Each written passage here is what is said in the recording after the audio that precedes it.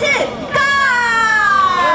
由中林大学后山市小顶26间学校共同主办，跟雨野动物嘉年华伫安平码头大地顶桥，超过1000外人办做台湾特色鸟类，有台湾乌猪、乌面腊杯、信天乌，也有纽西兰奇异鸟孔大喙鸟等等。今天是台湾第四，台湾第四是台湾的保育类特有种。那我们今天来发出声音，让台湾第四可以保存得更好。今天听说我是黑枕蓝翁，它叫黑枕蓝翁嘛，所以它是有蓝色的羽毛，体型非常的娇小，然后也行为也非常的神秘，是一只非常漂亮的鸟类。今年以守护世界7大洲鸟类为主题，私心使用环保媒材制造成鸟类造型道具，伫安平游行，向大家宣导保育生物的重要性，了解环境破坏对生物的影响。我想环境教育所有的生物的发展，在历年来受到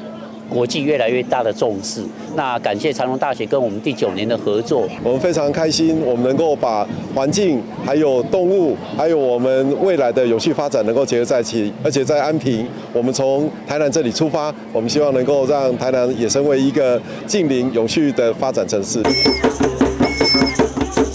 现场也透过各些参观活动，让民众了解到无同的鸟类生物。台南市教育局希望透过嘉年华游行活动，让因仔发挥力量，呼吁社会大众重视鸟类保育行动，未来将持续推动生态教育，共同为保护环境尽一份心力。台南新闻所采访报道。